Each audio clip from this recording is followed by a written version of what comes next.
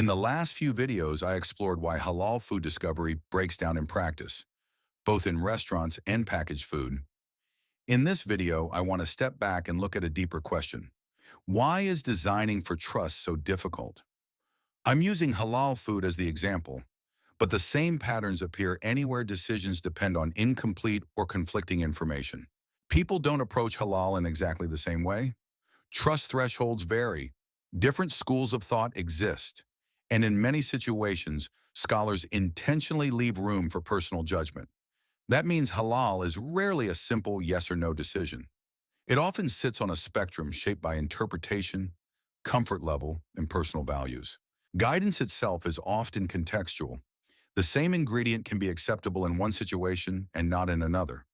For example, certain medicines containing alcohol may be permitted when medically necessary, but treated differently in food. This means scholarly guidance usually requires interpretation when applied to modern food production. It's not something people can simply look up and apply mechanically. Even when people try to make informed decisions, the information landscape is difficult to navigate. Guidance comes from institutions, social media, and online communities. Each source provides value, but each also has limitations. As a result, information becomes difficult to navigate, and consistency is rare. Modern food production adds another layer of complexity. Ingredient lists can be long and include nested subingredients. Supply chains involve multiple vendors and processors. Restaurant preparation involves shared equipment and constantly changing suppliers. None of this reflects bad intentions. It reflects how modern food systems operate, but it makes certainty extremely difficult to achieve. As complexity increases, ownership of compliance becomes unclear. No single party can realistically guarantee full compliance across sourcing, processing, and preparation. And taking full ownership introduces legal and operational risk. Individual accountability simply doesn't scale in systems with this many moving parts. Certification helps address part of the problem, but it also has limits.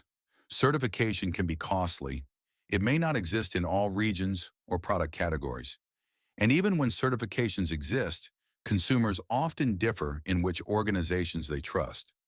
Certification is valuable, but it is not always sufficient on its own.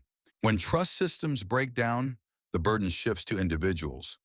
People are expected to interpret guidance, verify sourcing, and reconcile conflicting information, often without the tools or expertise to do it confidently.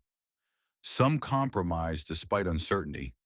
Others avoid products or restaurants entirely. This is where trust-sensitive systems begin to break down.